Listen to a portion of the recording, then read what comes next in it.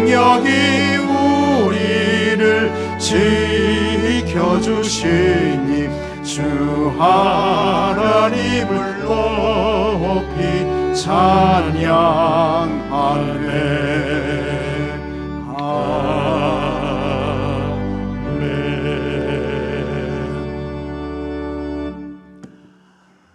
아도니람 저드스는 1788년 미국 매사추세츠에서 침례 교회의 목사님의 아들로 태어났습니다. 미국 아이비리그에 속하는 브라운 대학교를 3년 만에 수석으로 졸업할 정도로 매우 뛰어났습니다. 근데 이 아도니람 저드스님 친구의 영향을 받아서 무신론자가 돼요. 하나님이 안 계시다, 하나님 없다, 이런 사람이 됐습니다. 그래서 목사의 아들로 태어났지만 교회를 떠납니다. 여러분, 우리는 항상 자녀들을 위해서 기도하기를 쉬지 말아야 합니다. 참 세상이 험하죠. 험악해요. 우리 자녀들에게 어떤 일들이 일어날지 아무도 모르는 것입니다. 아버지는 물론이고 어머니가 많이 기도했습니다. 하지만 이 저드스는 돌아오지 않습니다. 저드스니 대학을 졸업하고 방랑자가 됩니다. 이곳저곳을 다니며 여행을 하는 거예요. 어느 날 어떤 여관에서 잠을 자게 되었는데 옆방에서 아주 심하게 사람이 앓는 그와 같은 신음소리가 이제 들려오는 것입니다. 저드스는 그와 같은 소리를 들으면서 자기처럼 여행하는 사람이겠지, 너무 힘들고 피곤해서 그렇겠지, 대수롭지 않게 생각을 했는데 얼마나 그 사람의 고통의 신음소리가 컸던지 이 아도니람 저드스니 한잠도 자지 못합니다. 그리고 밤을 이제 뜬 눈으로 지새워요. 그때에 이 저드슨에게 이런 생각이 그의 머리를 스치고 지나갑니다. 저 사람은 죽을 준비가 되었을까? 죽음 이후에는 어디서 영원한 시간을 보내게 될까? 그는 그리스도인일까? 혹은 어두운 지옥으로 떨어지는 절벽의 자리에서 떨고 있는 죄인은 아닐까? 다음날 아침이 됐습니다.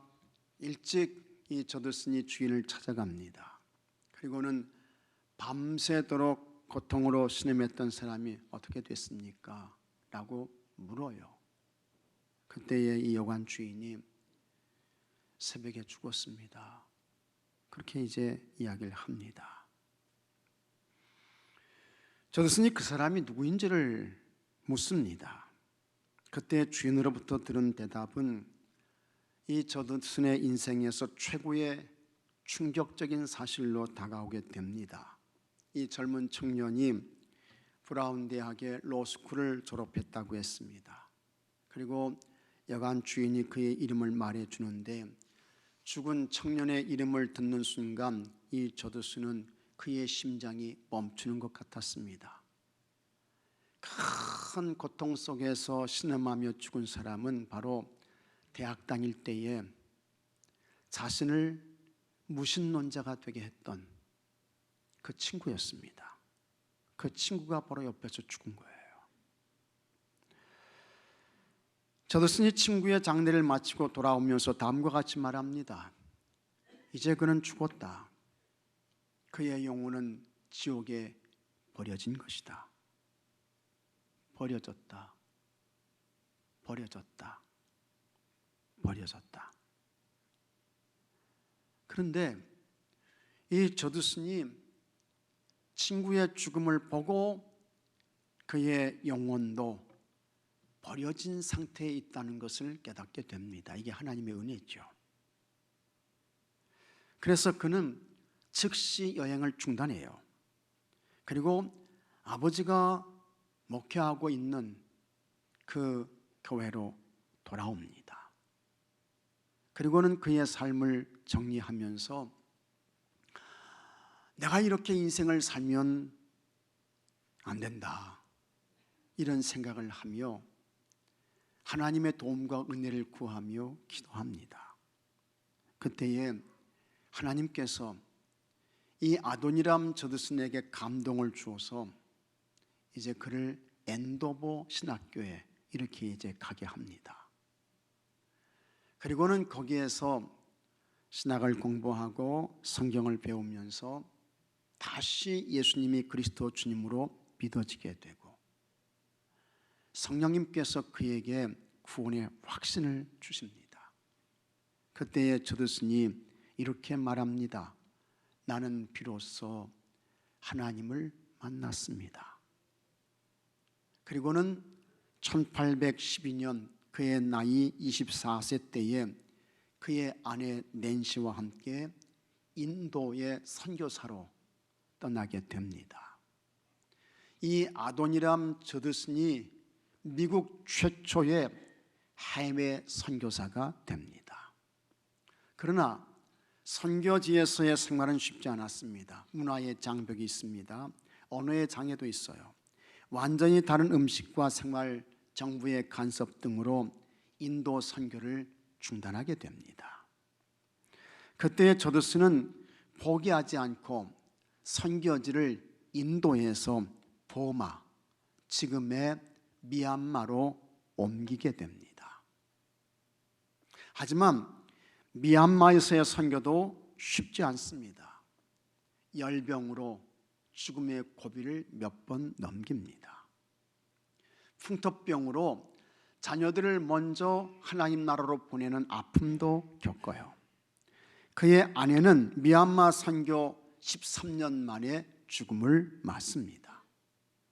또 누명을 쓰고 21개월 동안 감옥 생활도 했습니다. 그래도 이 저드슨은 미얀마 선교를 포기하지 않습니다. 미얀마 선교를 시작한 지 23년 만에 미얀마어로 성경을 번역해 냅니다. 성경을 번역한 후에 미국 선교부의 요청을 받아서 본국에 잠시 들어가게 되는데 33년 만의 귀향이었습니다. 선교를 떠나와서 33년 만에 미국 본국으로 가게 되는 거예요. 근데 이 저드슨은 30년 이상을 영어를 사용하지 않았습니다. 버마어만 쓴 거예요. 그래서 이 저드슨은 3마디 이상의 영어를 쓸 수 없게 되었습니다. 어느 날 저드슨이 대학에서 초청을 받아서 이제 강연을 하는데 버마어로 하게 되면 이 버마어를 이제 하는 이 사람이 영어로 이렇게 통역을 해가지고 이야기를 하게 되는데 한 교수가 저드슨에게 이렇게 말합니다. 저드슨 선교사님, 우리에게 미얀마에서 있었던 재미있는 이야기 좀 해주실 수 없습니까? 그 지옥 같은 곳에서 어떻게 고통을 이겨내고 미개인들에게 복음을 전파했는지, 또 어떻게 당신은 영어를 잊어버렸는지 그 실감나는 이야기 말입니다. 그때에 이 아도니람 저드슨이 정색을 합니다. 그리고는 다음과 같이 말합니다. 재미있고 실감나는 이야기요, 예수님께서 나를 위해 돌아가신 그 십자가의 이야기보다 더 재미있는 이야기가 나에게는 없습니다. 나는 이것만 전하고 증거하기로 사명을 받은 사람입니다. 나는 그 생각만 하면 가슴이 뜁니다. 그리스도가 나를 위해 죽으셨다는 사실만 떠올려도 감격에 찹니다. 주께서 내게 주신 그 귀한 시간에 나의 모험담으로 당신같이 그저 인생의 허기심을 추구하며 대리 만족을 갖고 싶어하는 사람에게 나누고 싶지 않습니다. 기억하십시오. 싸구려 인생은 있어도 싸구려 복음은 없습니다. 100번, 1000번 아무리 똑같은 이야기일지라도 나는 예수님밖에 이야기할 것이 없습니다. 아도니람 저드슨이 정말 귀한 말을 했습니다. 너무 소중한 이야기를 했어요. 싸구려 인생은 있어도 싸구려 복음은 없다. 100번, 1000번 아무리 똑같은 이야기일지라도 나는 예수님밖에 이야기할 것이 없다. 참 귀한 말입니다. 진짜 옳은 이야기예요. 우리 주님 예수 그리스도의 복음은 여러분 십자가 피의 복음입니다. 그 예수님 보혈의 피로 우리의 허물과 죄를 용서받습니다. 그 예수님 보혈의 피로 영원한 하나님 나라 천국을 얻게 되는 것입니다. 그러므로 오직 예수님 한 분밖에는 우리에게 없는 것입니다. 그렇게 우리의 모든 것이 되시는 예수님께서 이제 오늘 금식에 대한 말씀을 하고 계십니다. 예수님께서 17절에 너는 금식할 때에 머리에 기름을 바르고 얼굴을 씻으라 했습니다. 머리에 기름을 발라라. 얼굴 씻어라. 여기서 우리가 먼저 이해할 것이 있습니다. 금식과 기도는 언제나 같은 것을 의미하지는 않는다라는 것입니다. 금식하면서 기도하지 않을 수 있습니다. 금식은 부지런히 많이 해요. 하지만 기도는 하지 않습니다. 또 기도는 엄청나게 많이 합니다. 부지런히 기도합니다. 힘껏 기도해요. 그러나 기도를 많이 한다고 해서 금식 기도를 하는 것은 아닙니다. 그런데 예수님께서 말씀하신 오늘 성경의 금식은 기도를 전제로 하고 있습니다. 그러므로 예수님께서 말씀하신 금식은 금식 기도를 말하는 것입니다. 그렇게 금식하며 기도할 때에 머리에 기름을 발라라. 얼굴은 잘 씻어라. 예수님께서 말씀하시고 있습니다. 레위기 16장 31절에 하나님께서 대속죄일에 관한 규례를 말씀하셨습니다. 이 대속죄일은 1년에 딱 한 번 이스라엘 백성들의 모든 허물과 죄를 사하기 위해 대제사장이 지성소에 들어가서 피를 뿌리며 죄를 사하는 의식을 진행하는 날입니다. 그 규례를 하나님께서 이렇게 말씀하셨습니다. 이는 너희에게 안식일 중에 안식일인즉 너희는 스스로 괴롭게 할지니 영원히 지킬 규례라. 여기 하나님께서 스스로 괴롭게 할지니 이렇게 말씀하셨는데, 이 스스로 괴롭게 할지니의 히브리어는 웨인니템이라고 합니다. 웨인니템. 그런데 이것의 구체적인 의미는 금식이에요. 먹는 거, 마시는 거 중단하고 금식하며 하나님께 기도하고 간구하며 회개하고 통회하며 자복하는 것입니다. 그런데 이와 같은 금식을 1년에 딱 한 번 하는 거예요. 7월 10일 대속죄일에. 이게 하나님의 말씀입니다. 이것이 성경에서 말씀하신 금식에 대한 하나님의 명령인 것입니다. 그러나 예수님 당시에 바리새인들과 서기관들은 금식을 경건의 척도로 생각했습니다. 그래서 금식을 많이 하는 사람은 많이 경건한 삶을 사는 사람이고, 금식하지 않는 사람은 그렇지 않은 사람으로, 경건하지 않은 사람으로 그렇게 취급하고 간주를 했습니다. 그러다 보니 바리새인들과 서기관들은 사람들에게 경건하게 보이려고, 나 이렇게 경건해, 나 이렇게 거룩해, 이걸 보여주기 위해서 금식을 하는데 일주일에 2번을 금식을 했습니다. 월요일에 금식했습니다. 그리고 목요일에도 금식을 했어요. 자신의 의로움을 사람들에게 과시하고 경건을 인정받는 수단과 방법으로 금식을 이용했던 것입니다. 그 결과 하나님 앞에서 하나님의 뜻과 하나님의 계획과 하나님의 길을 묻고 찾는 하나님을 위한 금식이 아니라 자신의 경건과 거룩함을 드러내고 나타내고 자랑하려고 하는 외식하는 금식이 되었습니다. 이스라엘 나라에서 월요일과 목요일은 예루살렘의 장날이었습니다.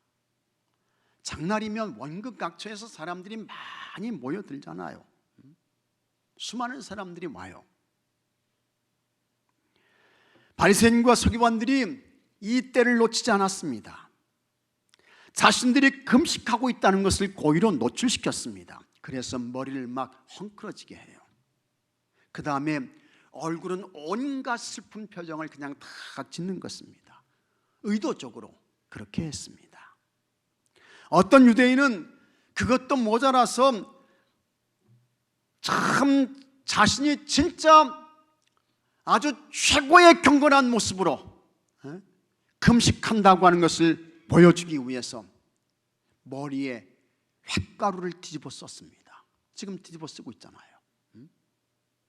그리고는 이 얼굴에 홧가루를 발랐던 것입니다. 예수님께서 이와 같은 본래적 목적에서 이탈한 금식을 강하게 책망하셨습니다. 16절에 금식할 때에 너희는 외식하는 자들과 같이 슬픈 기색을 보이지 말라. 그들은 금식하는 것을 사람에게 보이려고 얼굴을 흉하게 하느니라. 내가 진실로 너희에게 이르노니 그들은 자기 상을 이미 받았느니라. 이렇게 금식하면 하나님께서 주시는 은혜가 없다는 것입니다. 하나님께서 이들에게 허락하시는 상도 없다는 거예요. 우리 예수님은 금식 자체를 금하시지 않았습니다. 예수님도 금식하셨어요. 성경에서 금식하며 기도하는 것은 하나님의 특별한 은혜를 얻는 방법이었습니다. 모세가 이스라엘 백성들을 이끌고 출애굽했습니다. 홍해를 건넜습니다. 광야로 들어갔습니다. 하나님께서 이스라엘 백성들을 하나님의 성민으로 인정하는 그 증표로 이제 율법, 계명을 주시는 거예요. 그때에 모세를 시내산으로 하나님께서 부르십니다. 모세가 40일 금식 기도를 2번 했습니다. 모세 대단한 사람이에요. 그리고 하나님의 율법 계명을 받습니다. 출애굽기 34장 28절에 모세가 여호와와 함께 40일 40야를 거기 있으면서 떡도 먹지 아니하였고 물도 마시지 아니하였으며, 우리가 금식할 때 물 안 먹으면 죽어요. 근데 모세는 하나님의 계명을 받을 때에 떡도 빵도 먹지 않았다는 거예요. 물도 안 마셨어요. 그와 같은 금식 기도를 40일 금식 기도를 2번 한 사람이에요. 그리고 하나님의 계명을 받아요. 여호와께서는 언약의 말씀 곧 10계명을 그 돌판에 기록하셨더라. 금식을 통해 자신을 정결케 한 모세에게 하나님께서 율법 10계명을 주셨습니다. 사무엘이 이스라엘 나라에 사사로 있을 때 블레셋이 침략해 왔습니다. 그때 사무엘이 온 백성에게 자 여러분 미스바로 모이십시오. 우리 함께 기도합시다. 그런데 그때의 미스바의 기도는 그냥 기도가 아니었습니다.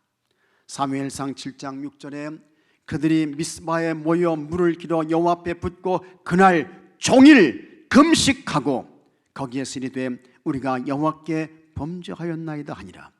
사무엘이 미스바에서 이스라엘 자손을 다스리니라. 종일 금식하며 기도했습니다. 드디어 블레셋과의 전쟁이 시작되었습니다. 하나님께서 블레셋 군사들에게 큰 의뢰를 발해서 그들을 어지럽게 했습니다. 이스라엘이 블레셋을 쳤습니다. 이스라엘이 승리했어요. 그때 사무엘이 돌을 취해서 미스바에 기념비를 세웁니다. 그리고 거기에 에벤 에셀이라고 쓰라고 했습니다. 하나님께서 도와주셔서 우리가 승리했다라고 하는 것입니다. 그 후로 하나님의 손이 블레셋을 막아주셨다고 했습니다. 이스라엘의 평화가 찾아왔습니다. 사무엘과 이스라엘 백성들이 금식하며 기도해서 나라를 구했습니다. 민족을 살려냈습니다. 이스라엘 땅에 평화가 왔습니다. 에스더도 민족의 위기 앞에서 금식하며 기도해서 바사 나라에 있던 유다인들을 다 살려냅니다. 에스더 4장 16절에 같이 한번 읽어보겠습니다. 당신은 가서 수산에 있는 유다인을 다 모으고 나를 위하여 금식하되 밤낮 3일을 먹지도 말고 마시지도 마소서. 나도 나의 시녀와 더불어 이렇게 금식한 후에 규례를 어기고 왕에게 나가니 죽으면 죽으리이다. 그 당시에 왕이 불러야 왕 앞에 설 수 있어요. 왕이 부르지도 않았는데 나가면 그 사람은 처형당해요. 감옥에 갇힙니다. 에스더가 바사 나라에 있던 모든 유다인들이 죽게 되었을 때 그는 금식하며 죽음을 각오하고 아하수에로 왕 앞에 나갑니다. 그때 왕이 에스더에게 규를 내미는 거예요. 이 규는 왕의 지위와 권세를 뜻하는 그와 같은 봉을 말하는 것입니다. 그걸 에스더에게 내밀어요. 그렇게 함으로 인해서 바사 나라에 있던 유다인들을 하만의 악한 계획에서 살려냅니다. 그리고 하만은 오히려 모르드게를 매달려고 했던 그 나무에 자신이 달려서 처형을 당하는 것입니다. 상황이 역전됐어요. 하나님께서 역전시켜 주셨어요. 그러나 이와 같은 사건은 그냥 저절로 된 것이 아닙니다. 에스더, 모르드게, 유다인들이 하나님 앞에 금식하며 기도했습니다. 그러자 하나님께서 기적을 행하셨습니다. 모든 유다인들을 다 살려주셨습니다. 큰 승리를 주셨습니다.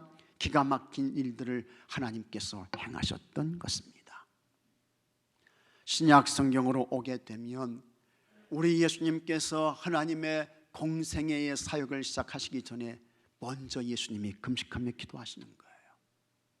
40일 동안 예수님께서 금식하며 기도하셨습니다. 아무것도 드시지 않고 물도 마시지 않고 40일을 금식하며 기도하세요. 마귀가 40일을 금식하며 기도하신 예수님을 시험했습니다. 예수님께서 기록된 하나님의 말씀으로 이 마귀의 모든 시험을 다 물리칩니다. 그 후에 예수님께서 하나님 나라의 사역을 시작하시는데 우리 예수님께서 기적을 행하세요. 물로 포도주를 만드시고 병든 자를 고쳐내시고 죽은 사람도 살려냈습니다. 이런 엄청난 능력이 어디서 왔을까? 금식하며 기도하신 예수님께 하나님께서 성령과 능력을 기름 붓듯 부어주신 줄로 믿으시기 바랍니다. 사도행전 10장 38절에 하나님이 나사렛 예수에게 성령과 능력을 기름 붓듯 하셨음에 그가 두루 다니며 선한 일을 행하시고 마귀에 눌린 모든 사람을 고치셨으니 이는 하나님이 함께 하셨음이라. 다같이 아멘. 40일을 금식하며 기도하셨던 예수님께 하나님께서 성령과 능력을 기름 붓듯 부어주셨던 것입니다. 오순절 성령 강림의 사건을 통해서 예루살렘 초대교회가 시작되었습니다. 그 예루살렘 초대교회에 큰 박해가 왔습니다. 사도들 외에는 사람들이 모두 흩어졌습니다. 이 흩어진 사람들이 어디까지 가요? 안디옥까지 갔습니다. 그곳에서 유대인들과 이방 사람들에게 복음을 전합니다. 주님의 손이 함께해서 많은 사람들이 예수님을 그리스도 주님으로 믿고 돌아왔습니다. 예루살렘 교회가 이 소식을 듣고 안디옥 교회에 바나바를 보냅니다. 이 바나바는 착한 사람이라고 했습니다. 이 바나바는 성령이 충만했습니다. 바나바가 안디옥에서 사람들에게 복음을 전하니 안디옥 교회가 크게 부흥했습니다. 그때에 바울은 그의 고향 다소로 내려와서 그곳에서 머물고 있었습니다. 바나바가 안디옥에서 다소에 있는 이 사울을 찾아가요. 그리고는 이 바울을 데려와서 안디옥 교회에서 1년 동안 함께 동역을 합니다. 안디옥 교회가 크게 부흥합니다. 은혜와 진리와 성령이 충만했습니다. 안디옥 교회 성도들이 얼마나 믿음과 사랑과 은혜가 충만했던지 사람들이 처음으로 안디옥 교회 성도들을 보고 어떻게 해요? 당신들은 그리스도인들입니다. 당신은 그리스도인입니다. 그렇게 최초로 말하게 되는 것입니다.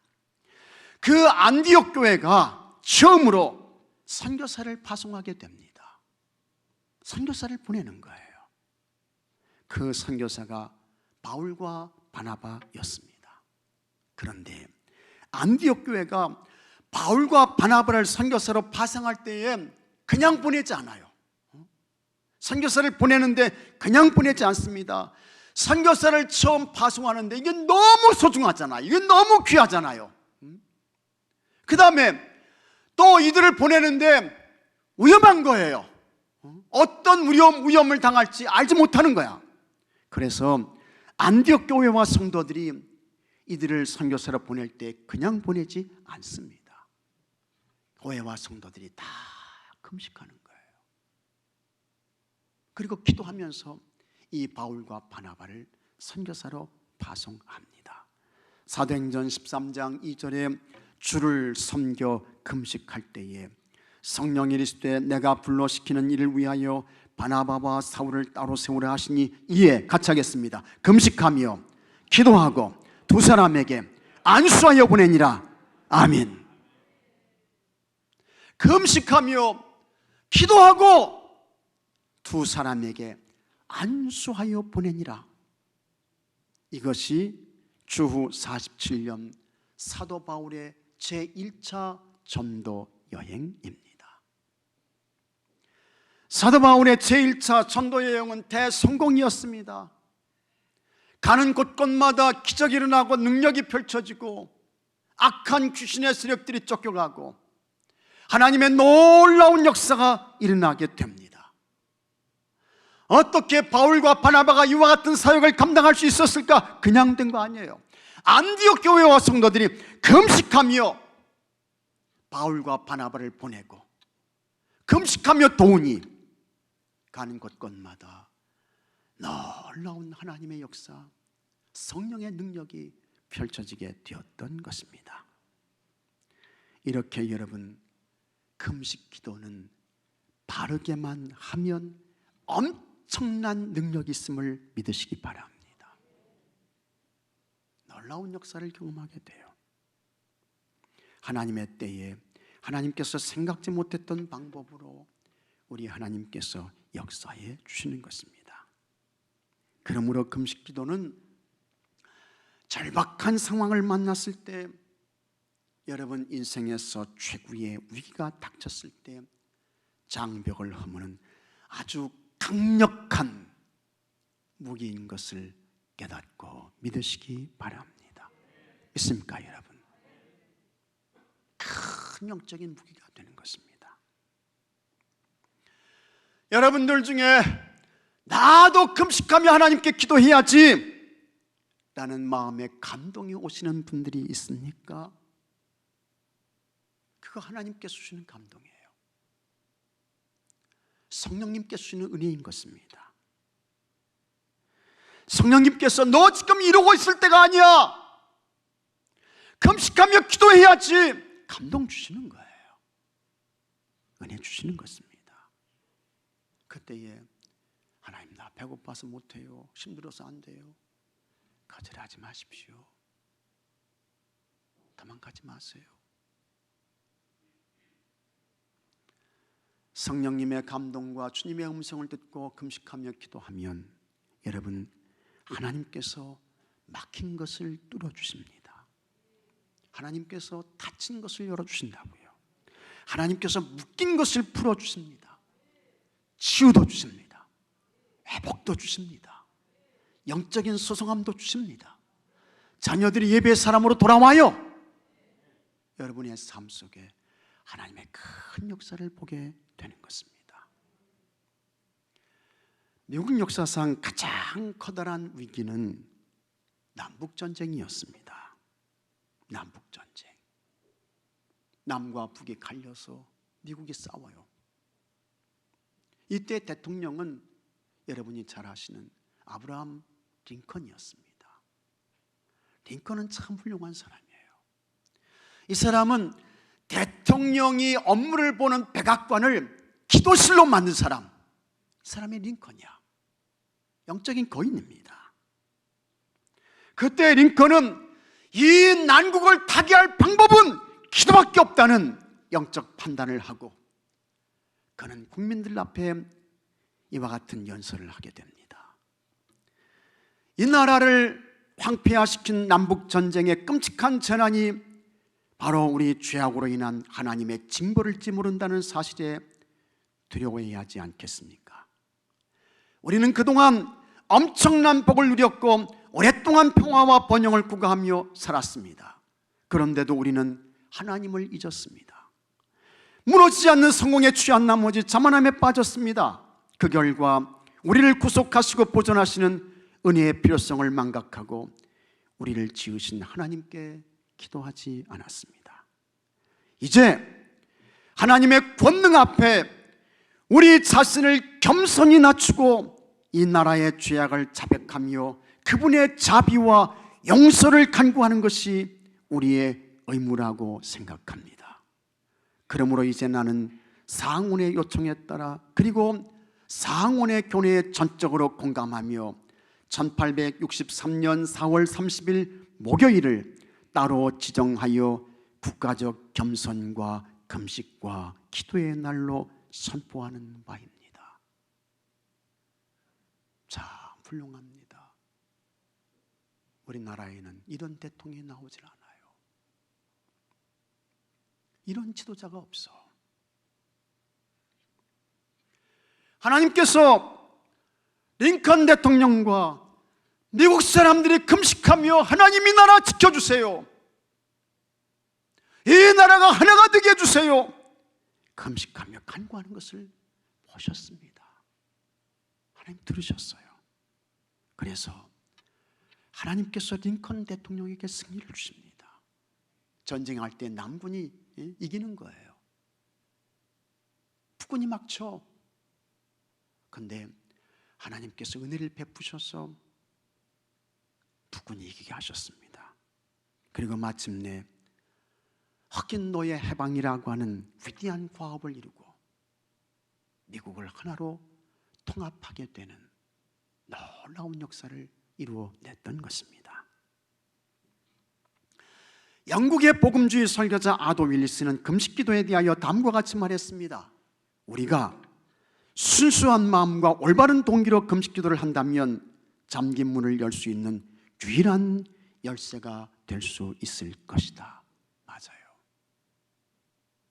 옳은 이야기인 것입니다.